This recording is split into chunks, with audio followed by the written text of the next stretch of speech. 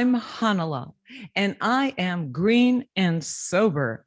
And welcome to the first Potcast. My guest today is 33 years sober. As a matter of fact, today is her anniversary, and her name is Lisa. Welcome, my Doobie sister, because we are the Doobie sisters. Lisa, happy birthday. How does it Thank feel? you.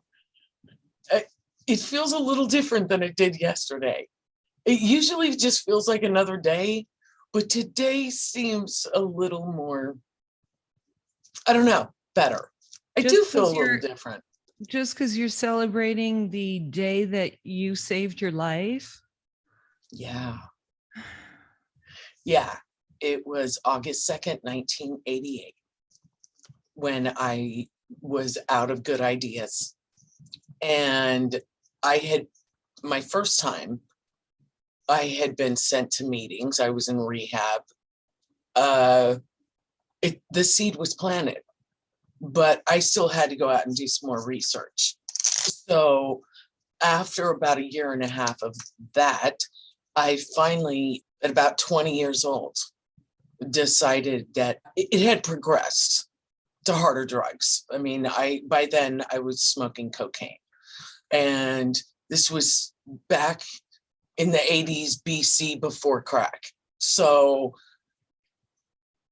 it was just amazing. And I work with newcomers and I see what I'm so grateful I don't have to live with anymore.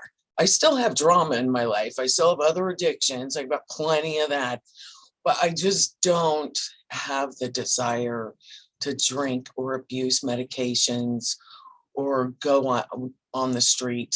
You know what I mean? At this point in my Yeah, I life, I'm do. like, yeah, right. I mean, I'm 53 now. So it's like, dude, who can afford that? You know, I mean, I'm sitting here in middle class real world going, who can afford that? They find a way. I found a way and I don't know how, Well, I but remember when just before I got sober, it was December of 1982, and I was going to a Christmas party.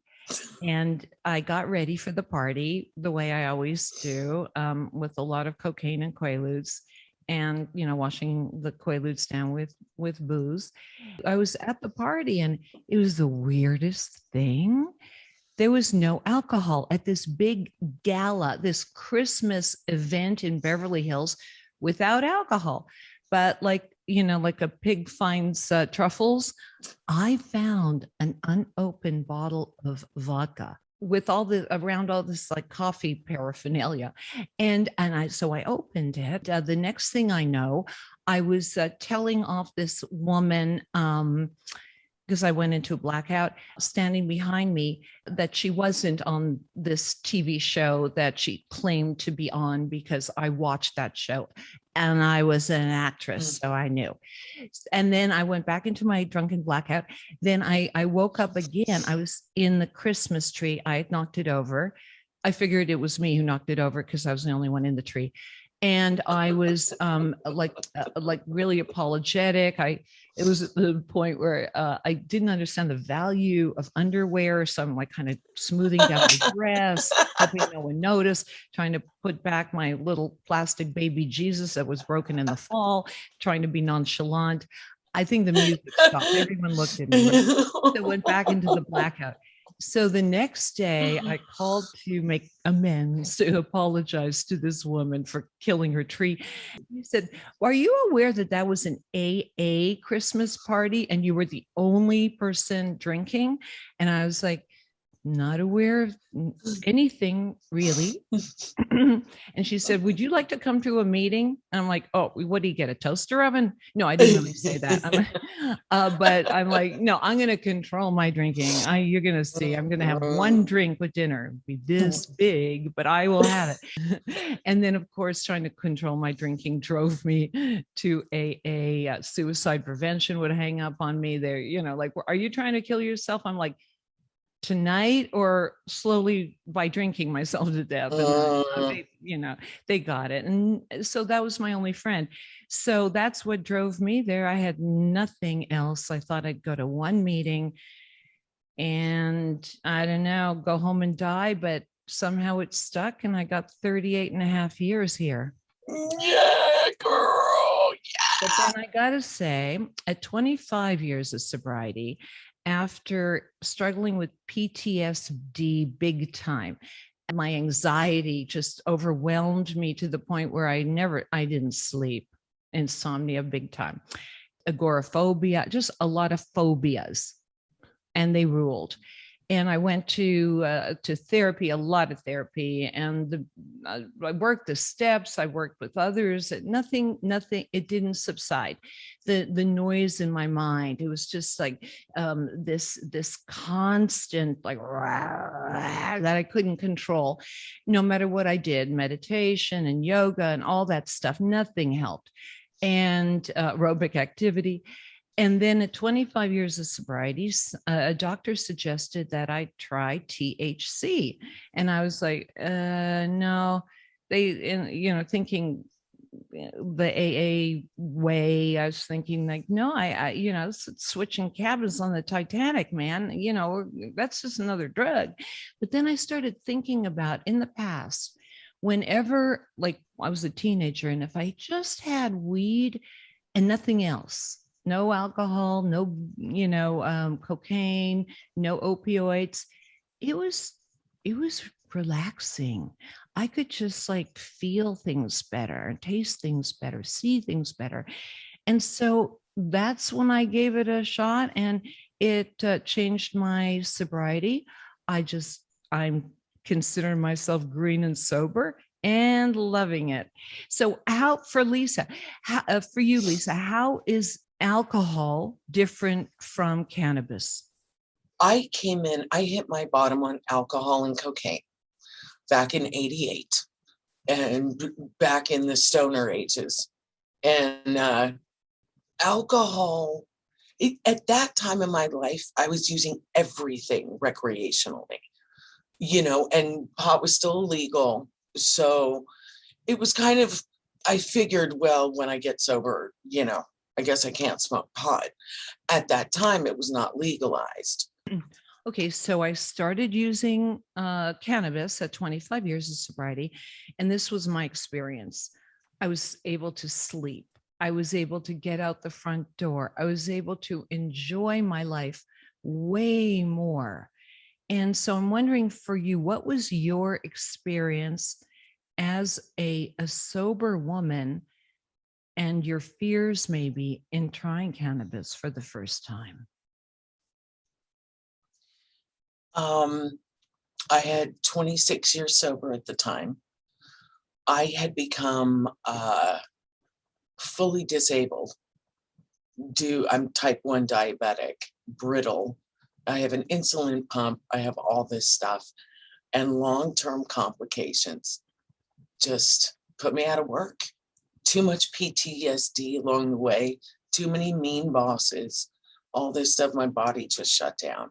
I was misdiagnosed with a few things, but I had so much chronic fatigue because I just kept getting hit left and right with traumas, left and right. I got too sick to work. I lost my career. I lost my car.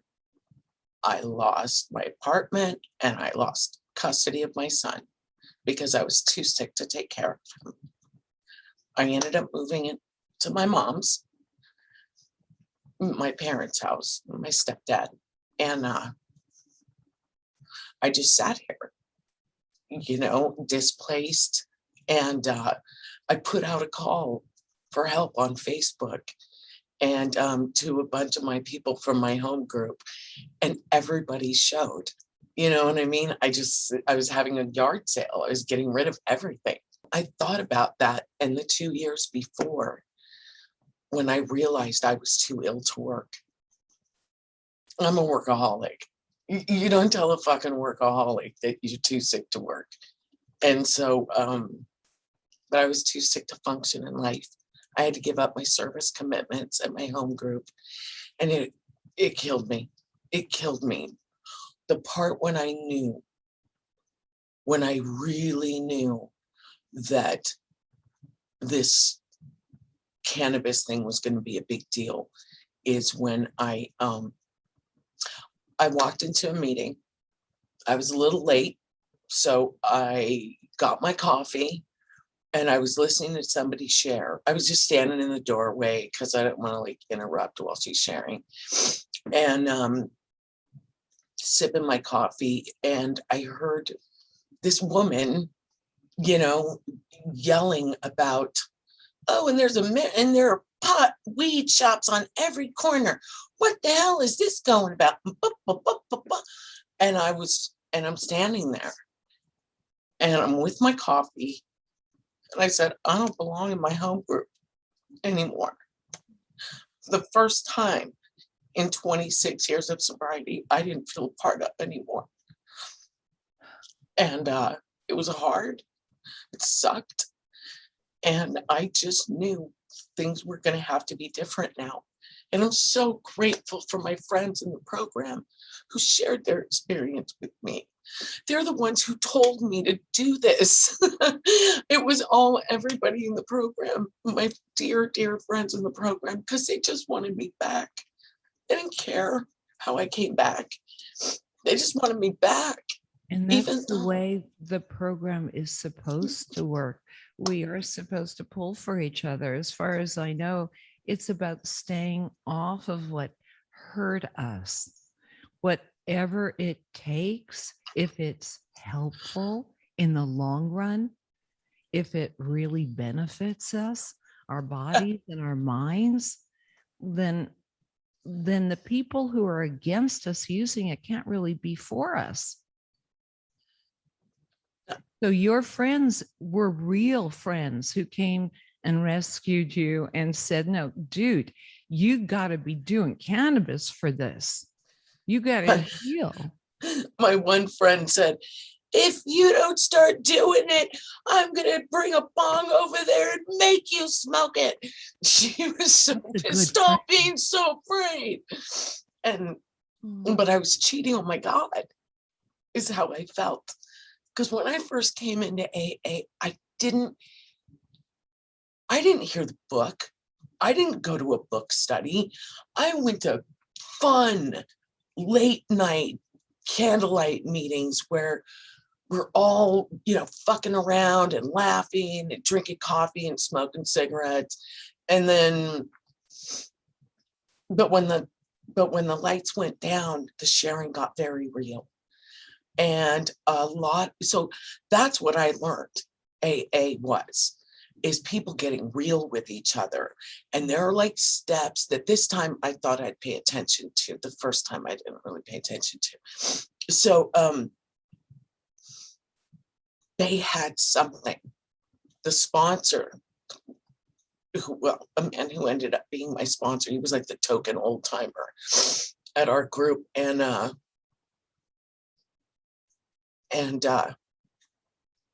he had a sparkle in his eyes. And I wanted that. I said, I don't know what the hell these people have, but it's so much better than I have.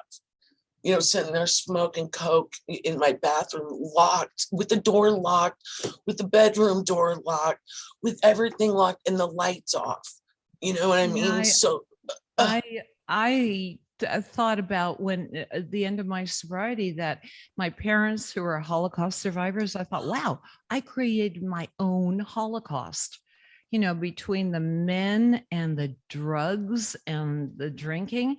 And when I first went to my first meeting, I heard my pain coming out of their mouths.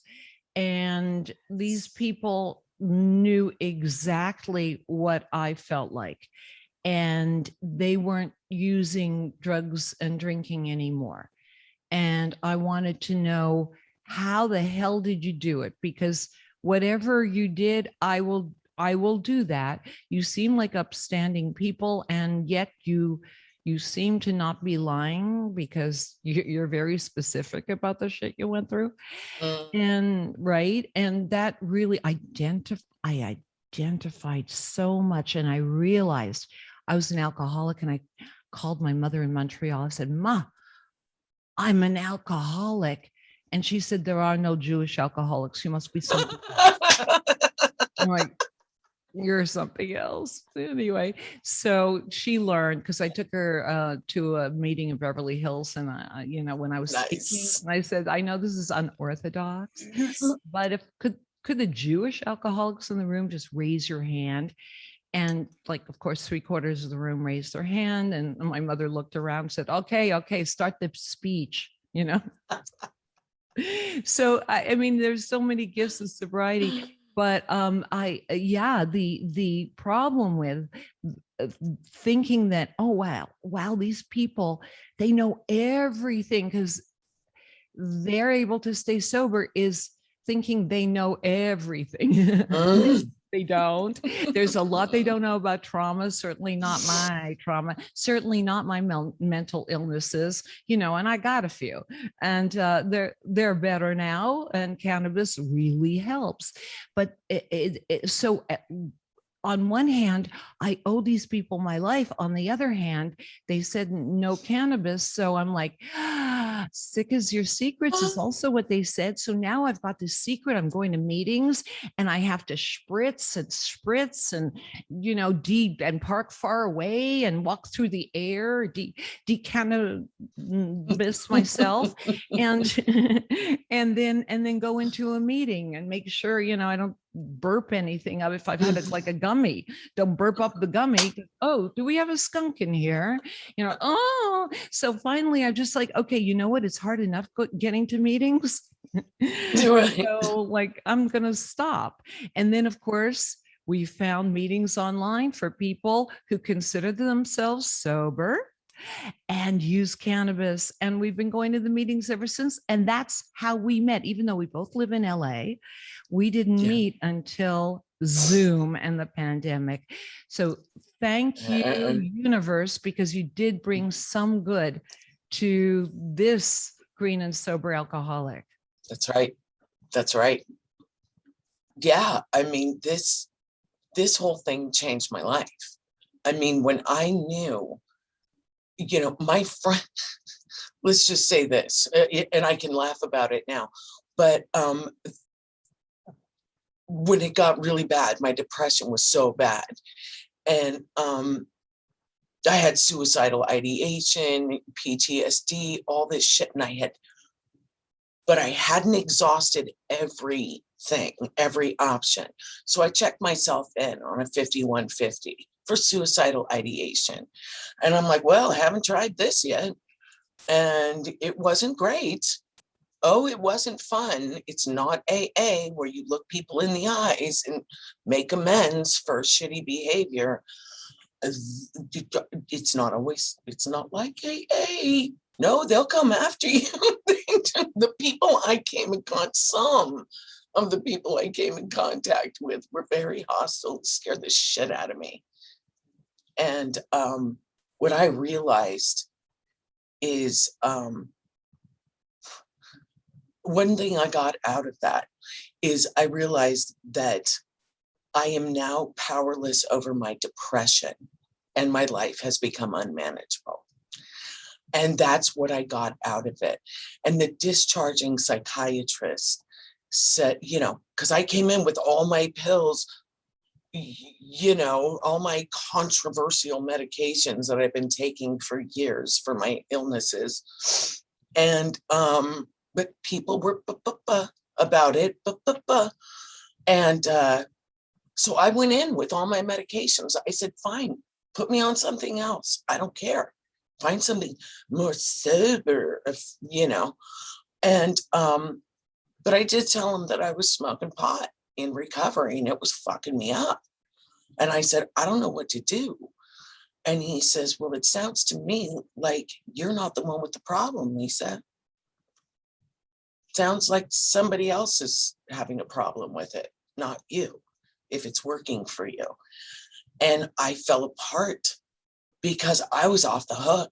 I said, so more Al-Anon then? And he says, sounds good, kid. Yeah, the pot wasn't fucking you up. It was the attitude and stigma.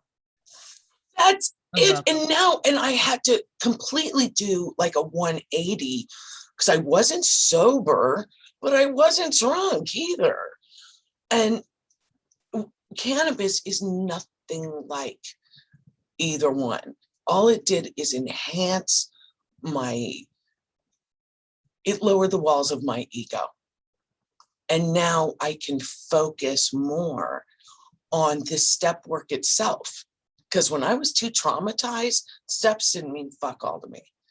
Even I remember in my 25 years of sobriety, when I would speak, I would lose my train of thought, and it had nothing to do with cannabis. I know that's true. Just like ADHD is like a killer, man. Sometimes people blame cannabis for, oh, that's why I lost my train of thought. I'm high or whatever. But I was sober for 25 years without cannabis, and I lost my train of thought all the time. I always had a teleprompter when I used to do my show. And now I don't use a teleprompter every once in a while, because I remember what I was going to say. And it's kind of like I'm challenging you, short-term memory loss. I will not buy into you. So there. The funniest thing, I have ADHD. It's amazing. I can remember to finish anything. I'll walk around the house with one shoe on because in the middle of putting shoes on, I had a thought, that involved going in the other room. I mean, come on. So it's my life every day. Yeah, right. Hello. With or without cannabis. It's always been you know what I mean? It's ADHD too. But look at how we laugh more. And is that not, and laugh stands for love, acceptance, understanding, gratitude, and honesty. So I find myself doing all those more, especially being more honest. And you know what? I've also, even though, every medication has side effects, every single one of them. This one might affect my, short-term memory and my ability to speak sometimes. But I can just laugh at myself. We're filming this at siesta time. So it was 20 minutes ago. Oh, we're late. Oh, hold on. No, are you gonna? Oh, I'm going to. I'm gonna. Do it. I'm jealous. I'm indoors. Fine. Rub it in. Is that green crack? Yeah, it is. It's my favorite. Unfortunate name, but it's great strain. It's a good strain. It's definitely a good focus strain. Yeah. Hyper focus. Look at you with your happy face. I don't hold it in too long because I don't want to injure my lungs. And I don't take a super big hit either. I just take little ones to treat my lung cells well. Good idea. I might think of that in the future. I just like taking big. I do. I don't use a vape because I don't know. It just doesn't work the same as the flower does. Oh, and I know. So I'll smoke it out of a bong or a pipe or something like that, and or maybe a joint if I have the patience. Well, some people think that they have to hold the weed in for 10 to 15 seconds, like a huge, where they're giving themselves a spasm in the ribs. And what I'd like to say is that's not best practices, that the majority of THC, the real hit happens in the first few seconds. So I would not hold in any hit longer than 5 seconds and not do giant ones. And that's my PSA for today. Thank you. I'm going to work on that. I'm going to work on that because I do pride myself on the huge hits that I take. It's fun for me. It's just fun for me. Remember that one time we were hanging out over at your house and we tried that blunt and we were passing it around. It was hilarious. I'm like, oh no, I think I've had enough. And then you said, you want one more hit? And I was like, then I passed oh, it to you. fine. Okay. Oh, fine. Yeah. I'll just take one more. And I was like, Right. because I blew out a big hit. And so I had fun with that. And you know what's killer about that? It's not drinking. It's not doing blow. We're not falling all over the place. And We we're were not, all laughing. I don't make bad decisions on cannabis, at least not ones that result in me going to jail or self-destructing. I made a lot of bad decisions in the 25 years of sobriety without cannabis, really bad decisions that I wonder if I'd had the patience, the calmness, the serenity, the clarity, if I would have married that guy. You know? I think, oh, if only I knew then what I know now. But I will tell you, I tried cannabis for the fatigue. I did not expect it to help me with ADHD. I didn't expect it to help me my depression, which of course it does. Again, it gave me, oh, like I could see again.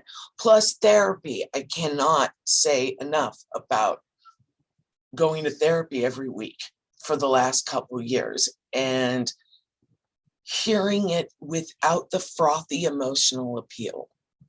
I was an angry drunk. So when I drank, Oh. I'd tell you what was wrong with you with the old three fingers pointing back at me. You know, you think a lot of yourself. Well, you're nothing. No, I thought I was nothing, you know, and at cannabis, I'm like, I love you. I know. I'm so much more patient, loving, and tolerant, which is just what the doctor ordered. The discharging physician just said, take care of you. And you're not doing anything wrong, because he knew about the and he was like, you're doing fine. I don't ever want to see you here again because you don't belong here. And I just, let's go. You know, I was so happy. Right. So, the guilt and the stigma. So I had the doctor's rec and all that a while ago, but it didn't stop the guilt. I even came out to old timers, you know, people who I trusted and really liked, and they were cool with it, gave me the, you know, seal of approval, but I still felt guilty. And then I found this program and I go on these Zoom meetings and find out that there's a whole sea of recovering people out there who feel the same way and would just love to be involved in meetings that didn't have that cannabis stigma attached and understand that cannabis is a great medication. You know, about 20 years ago, someone in the program confided in me that he was on antidepressants and felt that he needed to confide that in me, you know, and then he was afraid to come out and or talk to anyone about it. Like, what? Is it helping you? Oh yeah, it's saving my life. It's really helping with the depression. Okay, then I don't understand the problem. You know, it sounded like this was something he was really feeling guilty about. And, you know, one of the reasons I drank is because I felt guilty about being a human, about exhaling, you know. So how dare you? I'm trying to get away from the shame and the guilt. And then I find people like you online that have the same experience.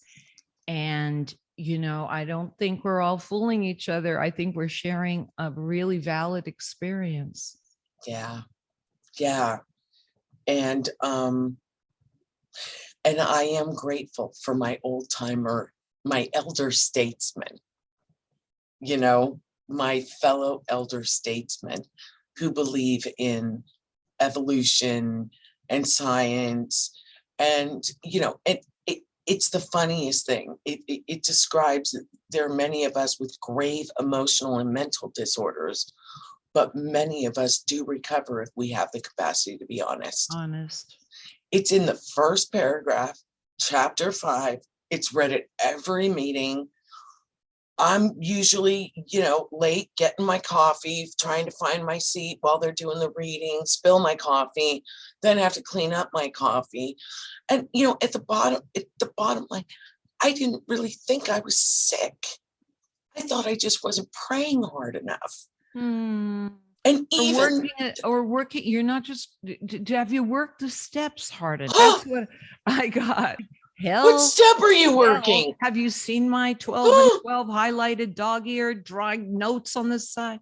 So listen, you know what? We're almost out of time. So we're just going to have to, the Doobie sisters are going to have to roll again real soon. And let's meet at that meeting. The meeting we talked about, we've got to go there. We've got to go there. We do. So happy birthday again. Congratulations on your 33 years of sobriety. Thank you. And I couldn't have done it without the meds, these medications. It's real medication. Sorry, it has recreational side effects. Oh, sorry. Right. Next time on Silent, this is our first episode. Woo! We're just learning. We are. And thank you so much for your patience. I had a blast and you look gorgeous. Oh, and filters. Okay, aren't they wonderful? Take care, honey. At the meeting. Okay. Bye, y'all.